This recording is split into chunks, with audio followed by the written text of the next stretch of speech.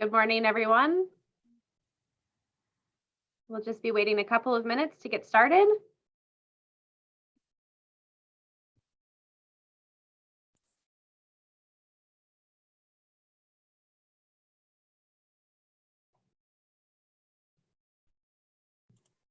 Good morning. Thank you for joining. We'll be getting started in just a few minutes.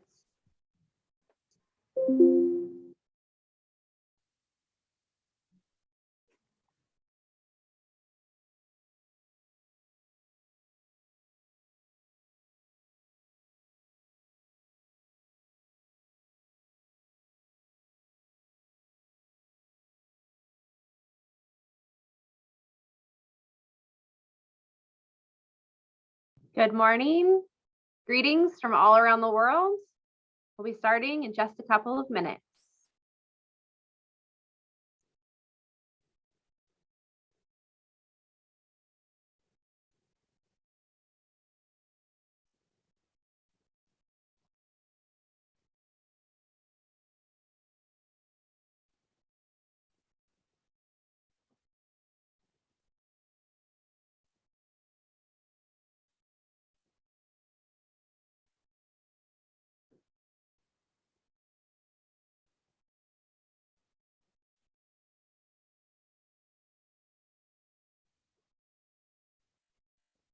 Good morning. Greetings. We'll be starting in just another minute.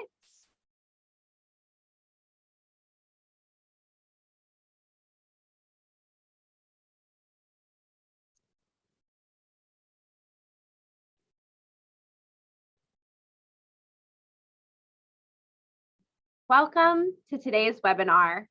My name is Megan Spencer, and I am Country Manager US for NextMune. NextMune is a science-driven, global, specialty pharma company dedicated to improving health for dogs, cats, and horses. We are a proud partner of Biogal. Biogal is a well-known manufacturer of veterinary diagnostic tools. Biogal has developed many small animal infectious disease detection product lines, all of which can be performed and analyzed from the comfort of the veterinarian's own clinic or lab. Biogal's products are supplied to more than 50 countries around the world, and they support their partners with educational tools and the latest veterinary updates. You can learn more about their products on biogal.com. Today, Professor Dr. Mary Marcondes will be presenting a webinar on Biogal's vaccine titer testing product known as VacciCheck. I personally am very excited to learn more about VacciCheck and her recommendations regarding the incorporation of VacciCheck into your clinic's standard of care. Professor Mary Marcondes qualified as a veterinarian from the University of Sao Paulo, completed her Master's of Science in Clinical Veterinary Science at Sao Paulo State University, and her PhD in Clinical Veterinary Science at USP. Mary retired from the School of Veterinary Medicine at Sao Paulo State University as an Associate Professor of Small Animal Internal Medicine and Infectious Diseases in 2018. Currently, she is a member of the WSAVA Vaccination Guidelines Group, the co-chair of the WSAVA Scientific Committee, a member of the African Small Companion Animal Network Board, and a member of the Companion Vector-Borne Diseases World Forum. Webinar participants today are welcome to type any questions in the Q&A area on your screen. I will present a few questions to Dr. Marcondes at the end of her presentation. The rest of the questions will be answered via direct message or email. And now, please welcome Dr. Mary Marcondes. Thank you, Megan. So let's start to talk about vaccination and standard of care using titer testing. Vaccination is an important and fundamental part of veterinary practice. However, in recent years, there has been a shift away from the concept that pets make a yearly visit to the veterinarian for a vaccine booster to what we call a preventive annual health check visit. and vaccination should be delivered as one part of this visit. Unfortunately, many clients believe that vaccination is the most important reason for annual veterinary visits. During the annual health check visit, practitioners should evaluate the animal body score, talk about nutrition. We should emphasize the importance of ecto and endoparasites control. Also, during this consultation, we can use point-of-care diagnostic tests for infectious diseases that are important in that area. It is important to address the necessity of dental care. We can talk about behavior problems, explain that geriatric patients and patients with chronic diseases will need more frequent consultations. And finally, during annual health checks, clinicians should assess the need for core and non-core vaccines for that particular year. This visit may still involve administration of selected non-core vaccines, which should be given annually, as the duration of immunity for these products is generally 1 year. But an animal might not receive core vaccines every single year. And to help in the decision of whether a dog or a cat should be revaccinated with core vaccines in this year, the use of Titer testing kits should be part of the annual health check visit. Pets should not receive a vaccine booster that contains as many antigenic components as possible, and the same vaccination protocol should not be applied to every dog and cat that visits the practice.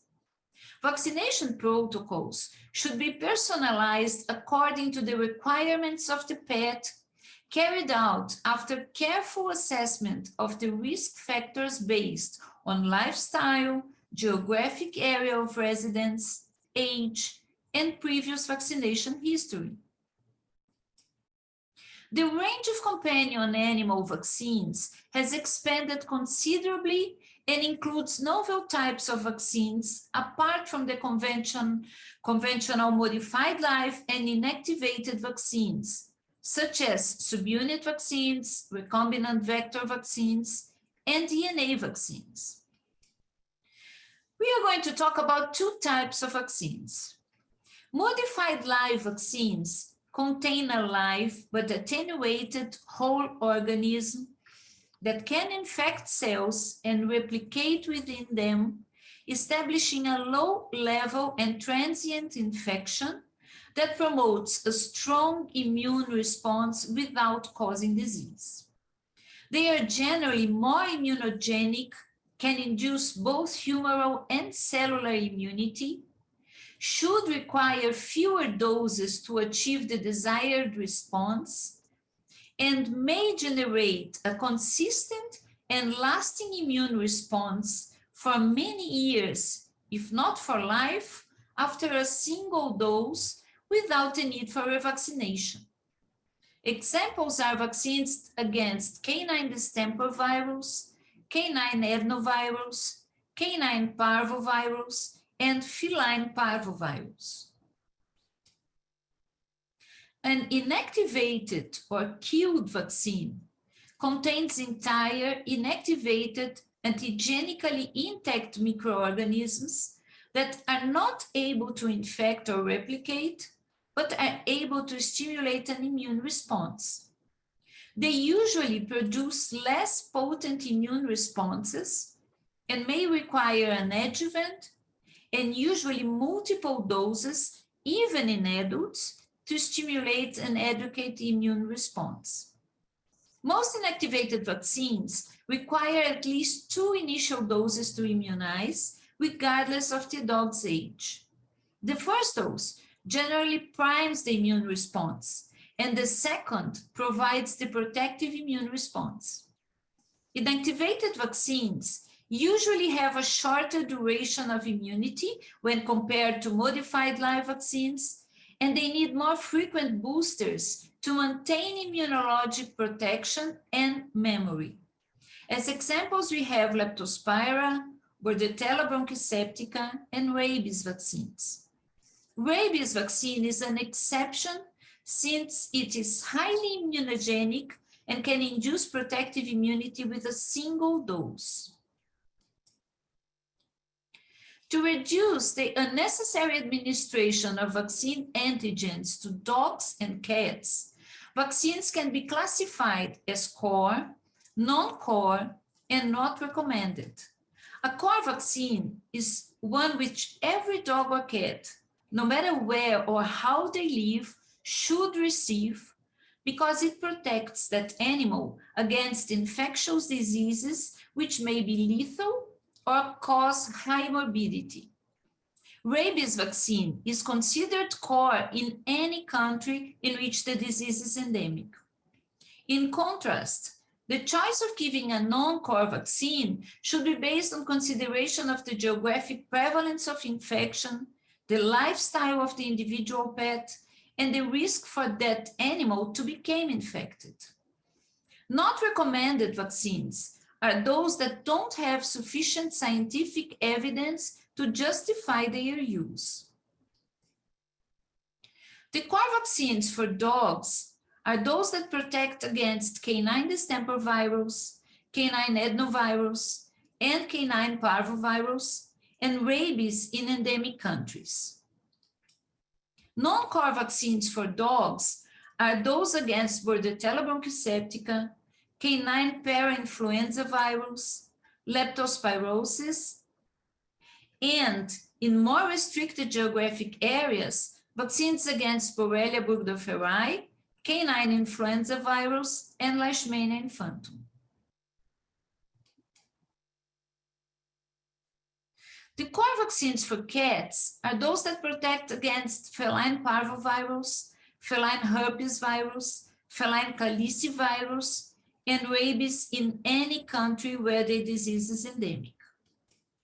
Non-core vaccines for cats include those that protect against feline leukemia virus, Chlamydia felis, and Bordetella bronchiseptica. The vaccine against feline immunodeficiency virus is variably classified as non-core or not recommended, depending on the guidelines. Before we talk about vaccination protocols, let's discuss a little bit about maternal immunity. Maternally-derived antibodies are important to protect puppies and kittens in the first weeks of life, but they also interfere with the ability of the neonate to mount its own protective immune response to most core vaccines. Serum MDA inhibits immunoglobulin production within the neonate and prevents vaccine antigens from stimulating an immune response. Let's imagine that this is a graphic of an immune response for a specific disease. And 80 is the minimal antibody level to protect the dog against this disease, while 10 is the minimal antibody level that interferes with the vaccination. This means that while the puppy has an antibody level above 10 for this disease, he will not develop an immunological response when vaccinated. In most puppies and kittens, maternal-derived antibodies decline to a level where it is already possible to get a response to a vaccination in about 8 to 12 weeks. However, a small percentage of pups and kittens may still have maternal antibodies above this level around 14 to 16 weeks of age. That is what is happening in this graphic. During the period when MDA are insufficient to provide complete immunologic protection, but still enough to block the endogenous immune response, known as the window of susceptibility, a puppy or a kitten can become infected if it comes into contact with the pathogen. It is not possible to predict when this window occurs, as the amount of MDA transferred will vary between liters and within liters for individual neonates. As it is not possible to predict the exact moment of loss of MDA, the initial core vaccination series with modified live virus vaccines usually requires the administration of multiple doses. These are not booster doses. They are applied to trigger a primary immune response as soon as possible after the MDA has dropped.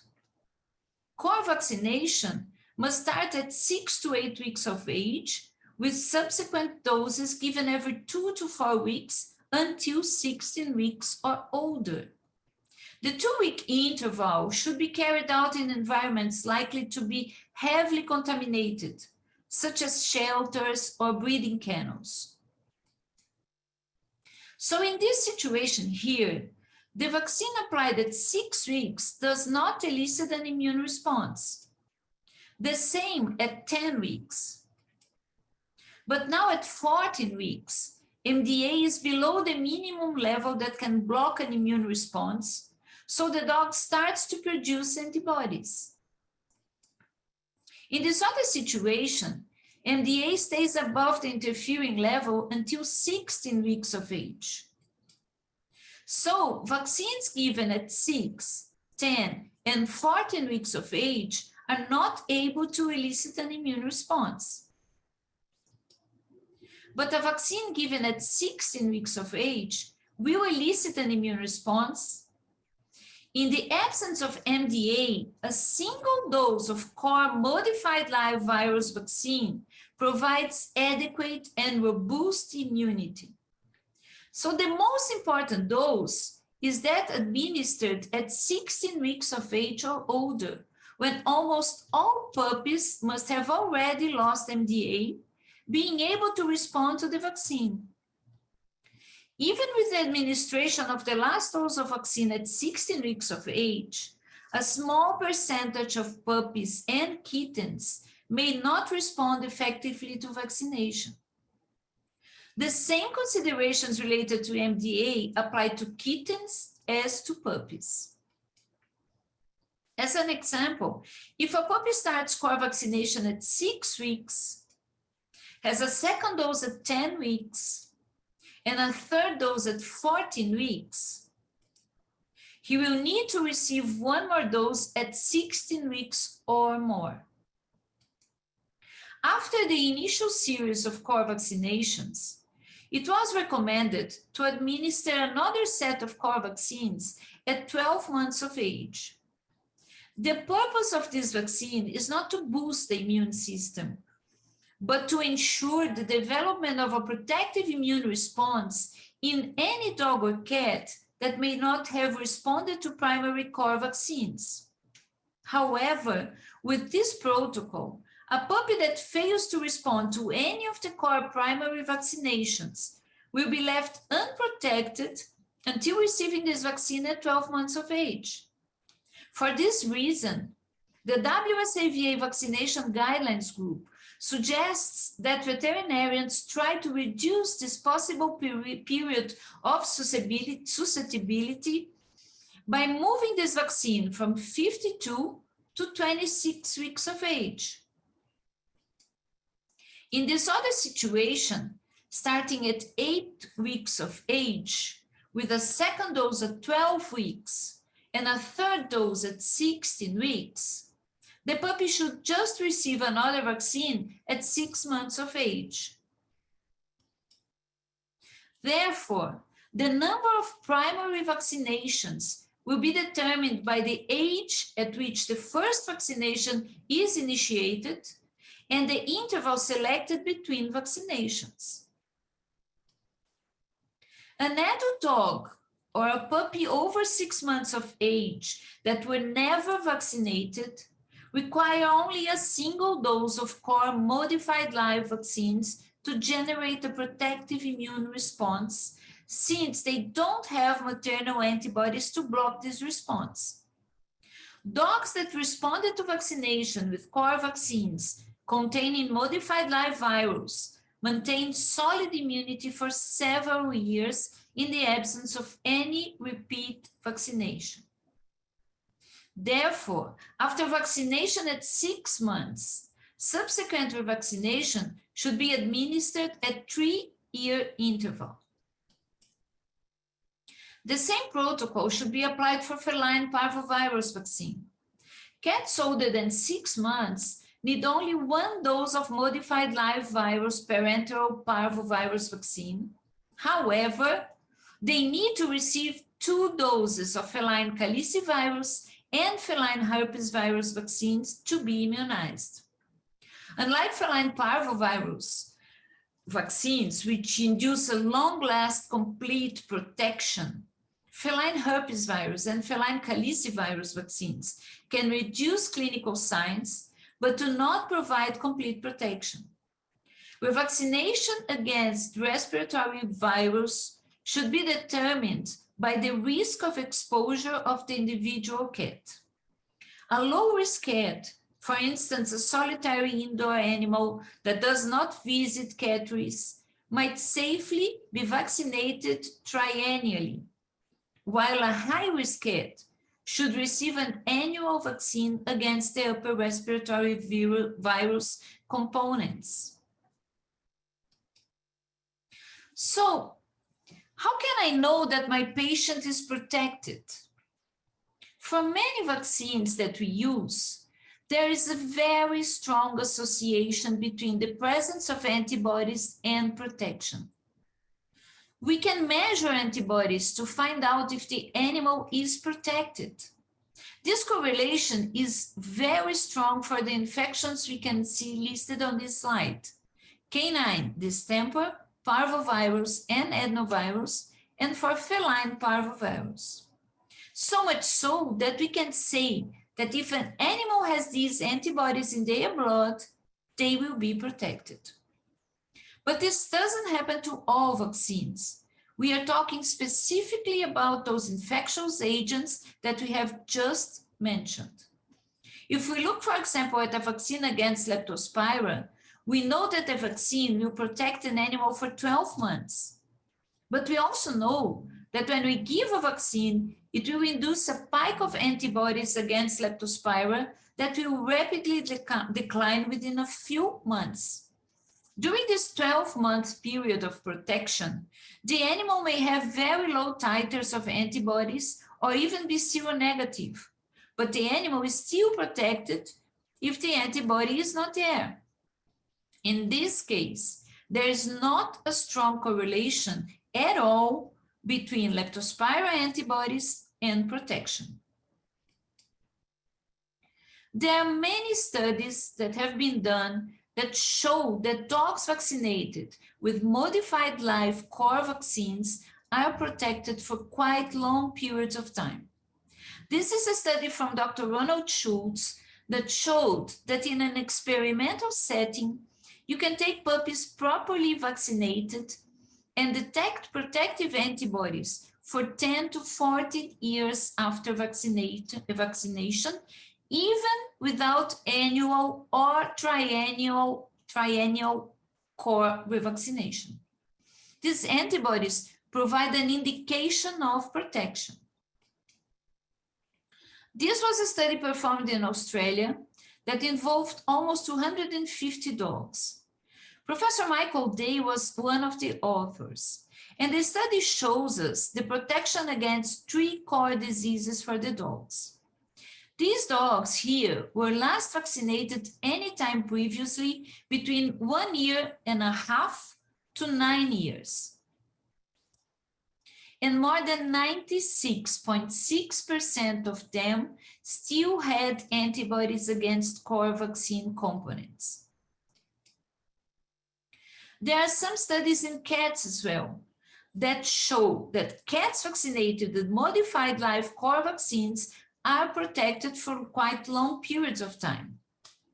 In this study, with 272 cats older than 2 years that were last vaccinated up to 4 years previously, High levels of protective antibodies against feline parvovirus were found in almost 97% of the cats. In this particular study, there was also evidence of antibodies against calicivirus and herpes virus. But as I said before, that correlation is not very strong between the presence of antibodies and protection against those two diseases. And how do we measure the presence or the amount of protective antibodies against infectious agents like canine distemper, adenovirus, and parvovirus, and feline parvovirus in the blood of dogs and cats?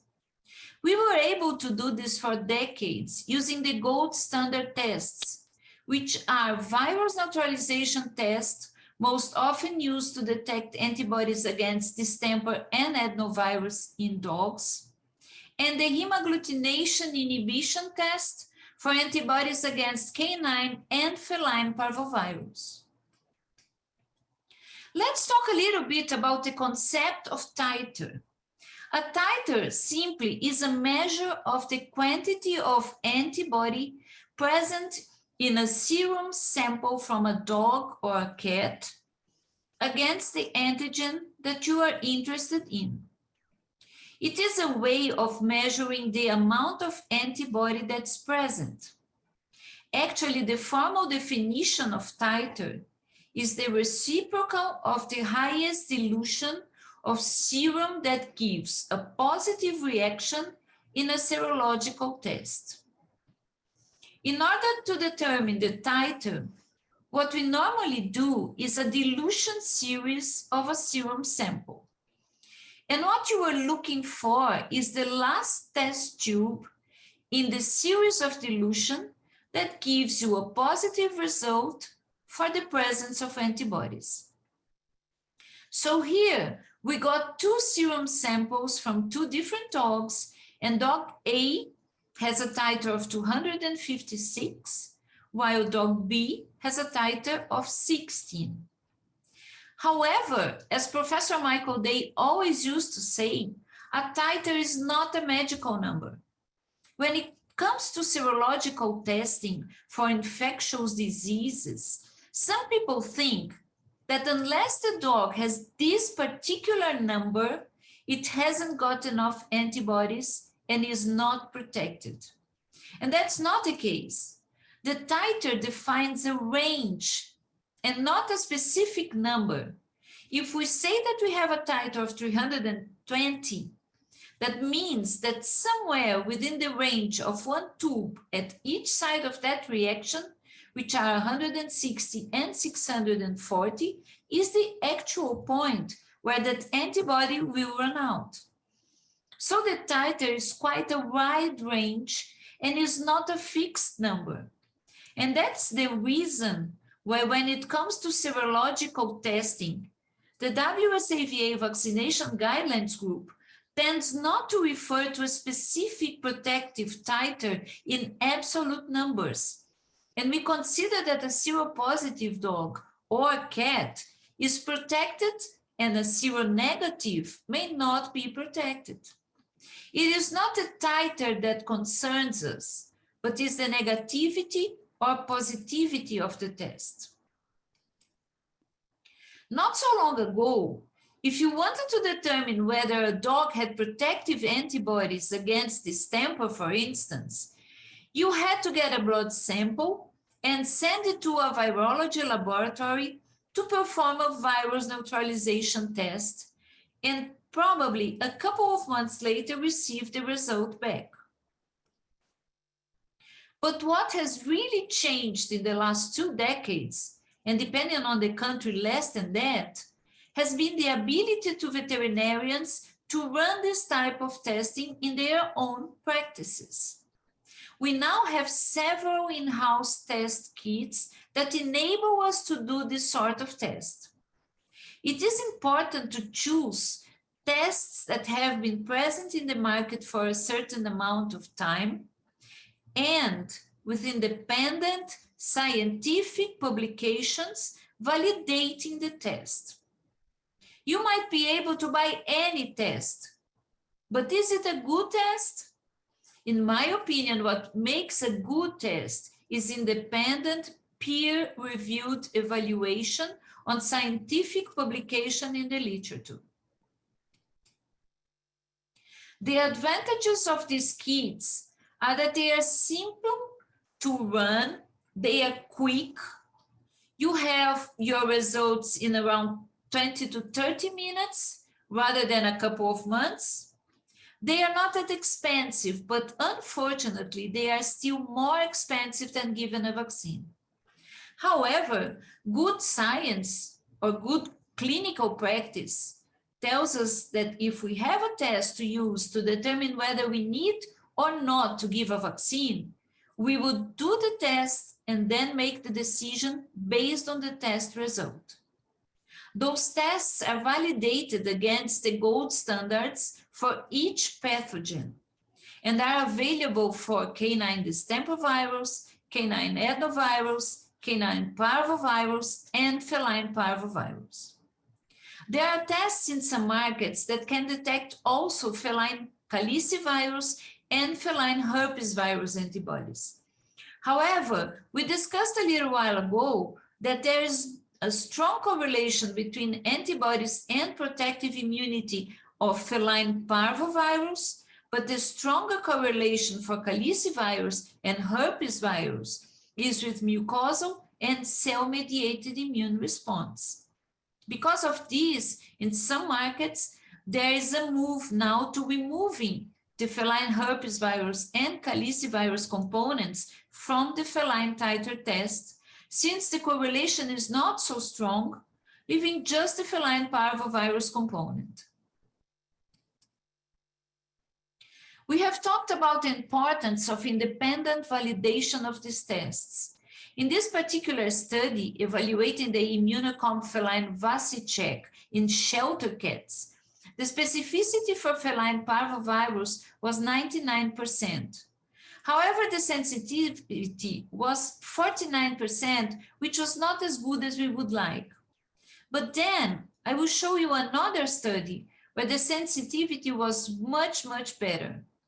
In this study, authors evaluated the sensitivity and specificity of the same immunocomp feline VacciCheck for feline parvovirus in almost 350 cats for 3 different HI titer cutoff points.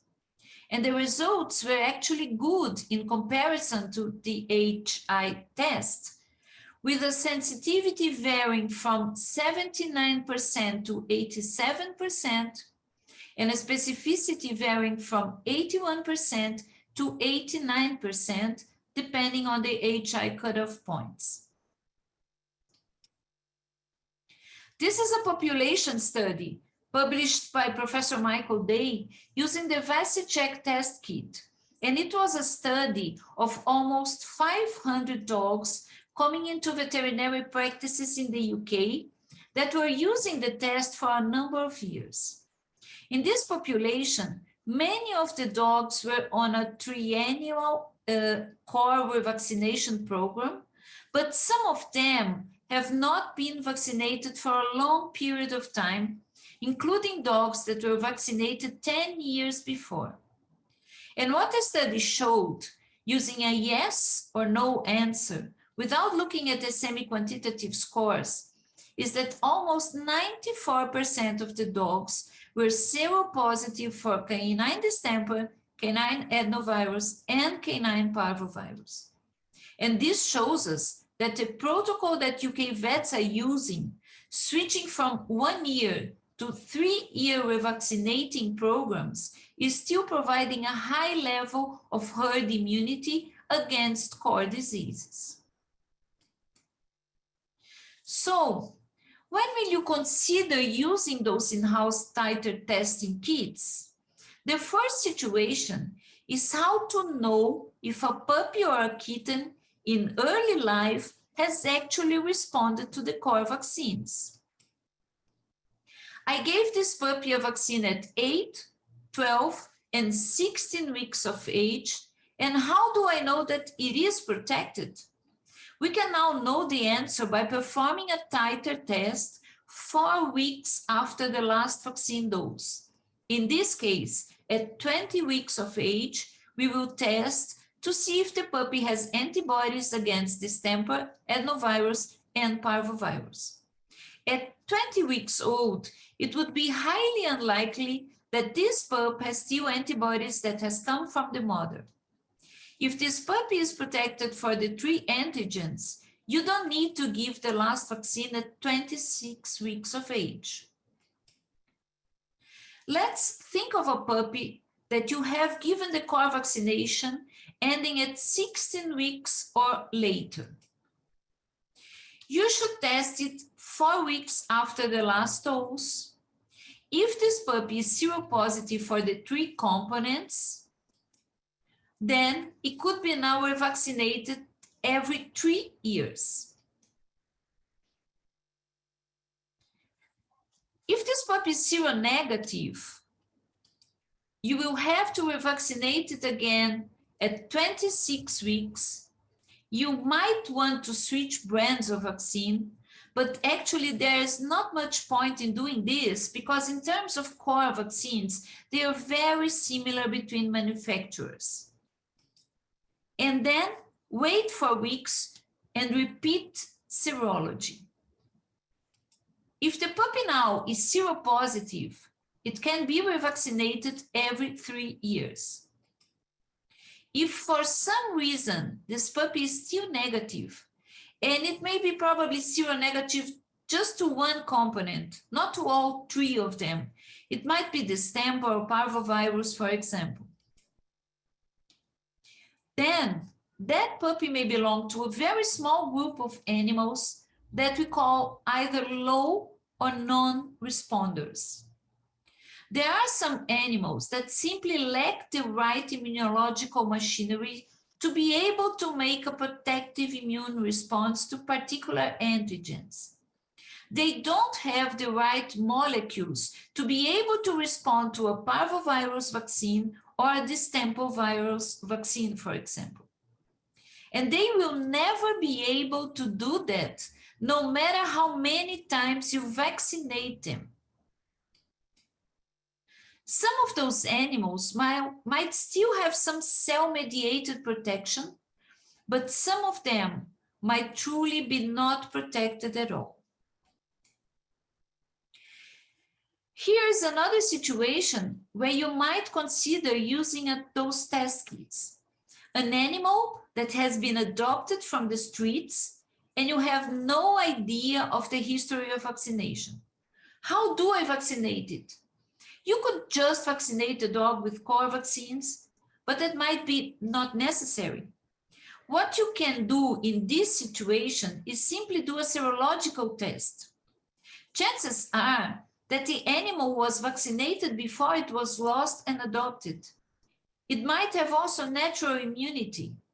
So you can test, and if that animal is seropositive, actually it is protected and it doesn't need to be vaccinated and can start the triennial program, If it is seronegative, then you could give him 1 dose of modified live core vaccines, since there will be no interference of maternal antibodies, and the dog responds with just 1 dose.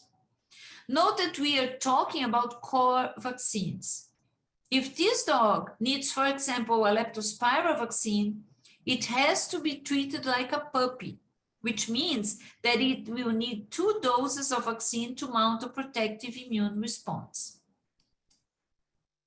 This dog here is Maggie, a miniature schnauzer that belonged to me. And of course, being a dog from a vet, she had a type 1 hypersensitivity reaction when she was vaccinated at 6 years of age.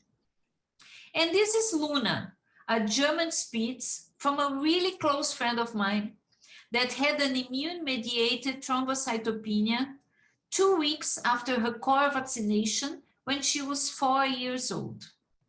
We are quite sure that the vaccine may have triggered the immune-mediated disease.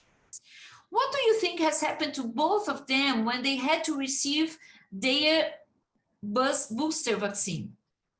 Do you think I assumed the risk and vaccinated them again? Or I just decided to avoid any vaccine for the rest of their lives without knowing if they were or not protected? I had an option, and this option was to test them to find out if they had protective antibodies, at least for the core components of a vaccine. Maggie never received a vaccine again and was seropositive for distemper, adenovirus, and parvovirus until she was 14 years old when she died. Luna is seropositive for the 3 components since she was 4, and now she's almost 10 years old. We could use serologic testing every 3 years or even every year as part of the annual health check visit instead of vaccinating dogs. These tests can help making fundamental decisions about whether or not I'm going to revaccinate this adult dog. Maybe 10 or 15 years ago, we used to give every dog every vaccine every year. Unfortunately, this still happens in some countries, especially in Latin America. But then we moved to give core vaccines every 3 years. And now we are moving ahead of this. And we have the option of not just giving core vaccines every 3 years, but we can do a serological test. And if the dog is seropositive, it is still protected and it doesn't need that core vaccine at that moment. What the VGG recommends is that for geriatric dogs and cats, we should do serological testing every year rather than every 3 years. There is this thing called immunosenescence, which means basically that when you get older, your immune system doesn't function as well as it should do, so it makes sense to test geriatric dogs annually. There are many owners that prefer to test their pets than giving a vaccine, and this is happening in Europe and North America. In some countries, you cannot bring your dog to a boarding kennel or a dog show unless it has been vaccinated with core vaccines every year. This is also starting to change. Professor Michael Day has worked with the Danish Kennel Club, and since 2017, they started to accept a positive titer test for core components at their events and not just a vaccination certificate as they used to do. One of the most valuable applications of in-house serology has been in the management of infectious disease outbreaks in shelters, specifically for distemper, parvovirus, canine parvovirus, and feline parvovirus outbreaks. In the face of a disease outbreak, all animals currently resident within the shelter should be tested. Those that are seropositive are protected and will not become infected or die. This protected population should be separated from low or negative responder animals that should be isolated and vaccinated. The susceptible population should not be adopted out of the shelter until after at least 2 weeks for canine or feline parvovirus, or until after at least 6 weeks for canine distemper virus. The susceptible population might be retested after these intervals. The second population to be considered are those animals that are wishing to enter the shelter. They should also be tested before considering admission. Seropositive animals may enter as they are protected from disease. Seronegative animals should be vaccinated and then ideally sent to foster homes and not allowed to enter the shelter until they have seroconverted when retested after a few weeks later. So, messages to take home. Currently available in-house titer test kits should be selected on the basis of independent, peer-reviewed, published validation.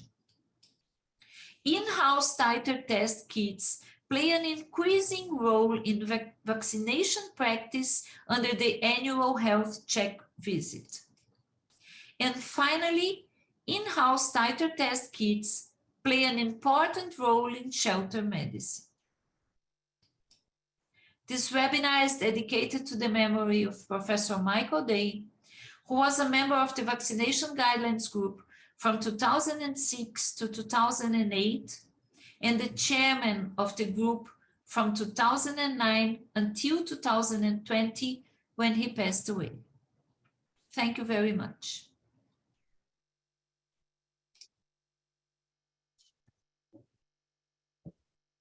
Thank you, Dr. Marcondes. That was very, very excellent presentation.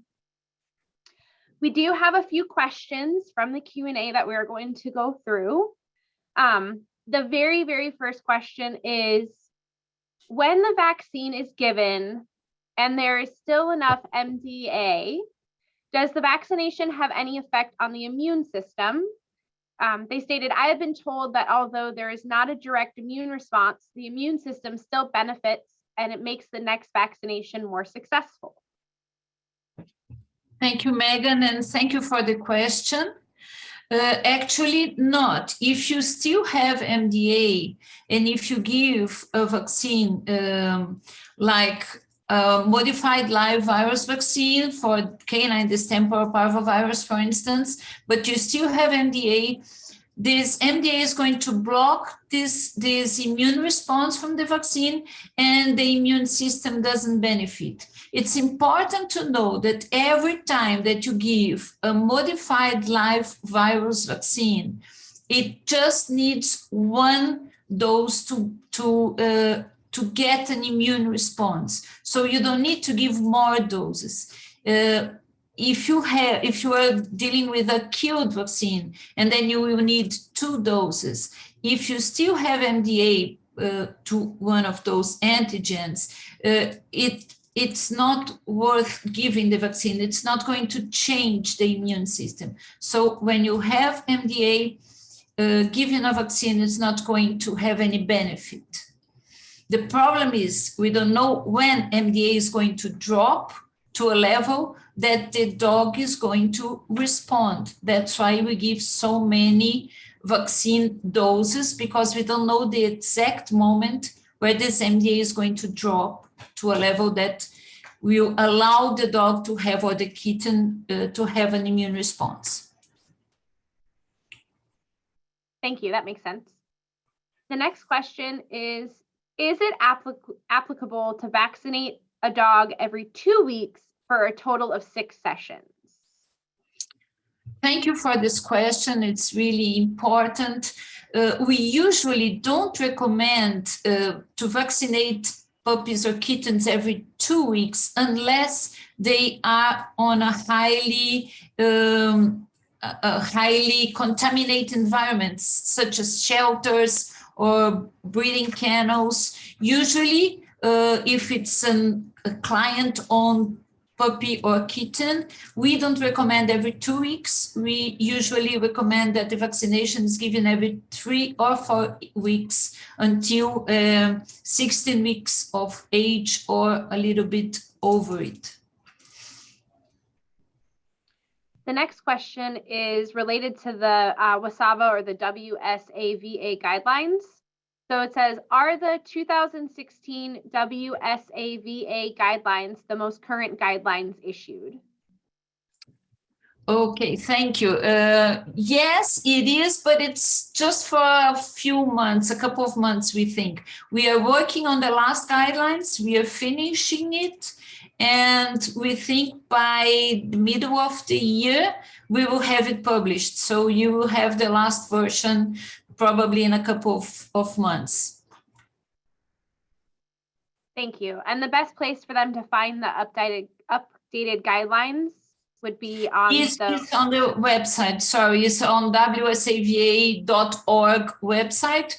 if you look at committees, and then you will find the vaccination guidelines group, and the document will be there and will be translated into many languages.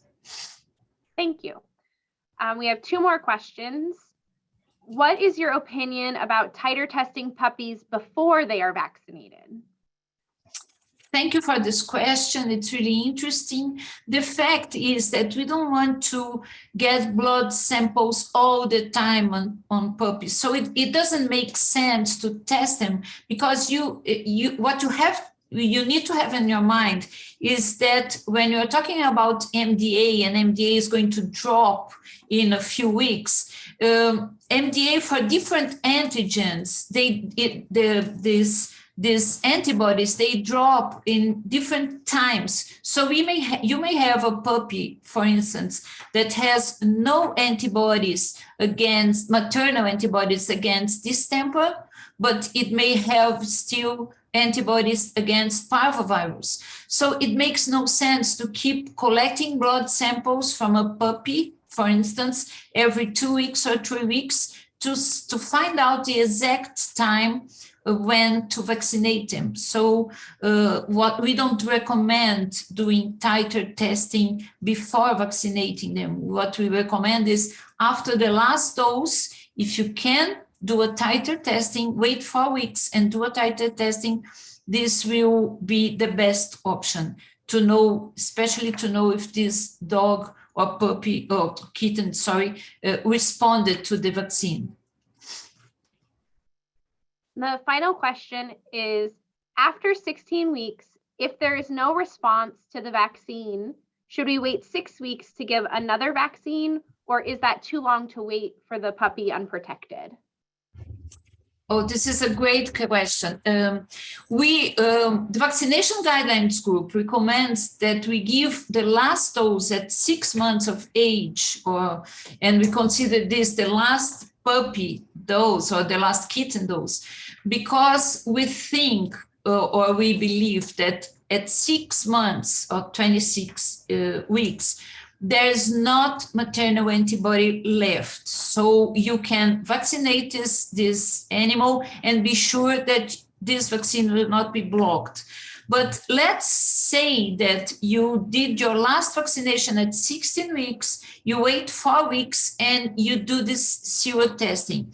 If this dog is seronegative for any of the antigens, because usually they are not seronegative for all of them, but if it's seronegative for any of these antigen, you don't have to wait until 6 months. You can give this vaccine as soon as possible, and then retest this dog again. So the recommendation is if it is seronegative, you don't have to wait. You can vaccinate it as soon as possible and see if then it's going to be responsive. Thank you. We do want to squeak in one more last question. It says, for a cat with a year late of vaccines and apparently positive for panleukopenia, when is the best time to test for the antibody post-recovery? Thank you for the question. Well, a cat that actually was infected from a parvovirus will have an immunity for its whole life. So actually, if you are sure that this cat had panleukopenia, you don't need to test it anymore, because probably he will keep antibodies for the rest of his life. So you don't need to do this. You don't need to worry about it. It's the same when we think about distemper and canine parvovirus. Their immunity is life-lasting. Okay, and I do think that we have time for just one last question. The question is, what decision should I make if I got a weak positive titer in regards to repeating the vaccine? Okay, well, thank you for this question. As I said before, and the vaccination guidelines group always thought this way, especially Professor Michael Day, that was our chairman, that if the dog has a positive titer, it is protected and you don't need to worry about this. But we know that, for instance, if you are working with VacciCheck, and you get a low titer, you see that this response is not so high, and you are worried about this dog or cat. If you want to vaccinate it, it's okay to vaccinate. Like we understand that sometimes vets are concerned about a low titer testing, so they decide to vaccinate. It's okay. But scientifically talking, we understand, or we agree, we believe that this animal doesn't need a booster, because if it has antibodies against those diseases, it is protected. Thank you very much. Dr. Marcondes, I really feel like you did an amazing job explaining the importance of titer testing. I definitely came away with some new pieces of information. We'd like to thank all the attendees for joining us. We're confident that you learned as much as we did. Certificates of attendance will be sent in a few days. If any attendees have additional questions regarding Biogal or their products or this presentation, you may contact them via info@biogal.com. Their experts are always available to help. There are 2 upcoming Biogal webinars, one on June 7th at 10 a.m. Eastern, titled Diagnostics Matter, Canine Parvovirus Infection Management, with Professor Nicola De Caro, and then another on July 6th at 10 a.m. Eastern, titled Tick-Borne Diseases, with Dr. Michael Lapping. So thank you everyone again for your attendance and your attention. We really appreciate everybody coming onto the webinar. Thank you. Bye-bye. Bye-bye.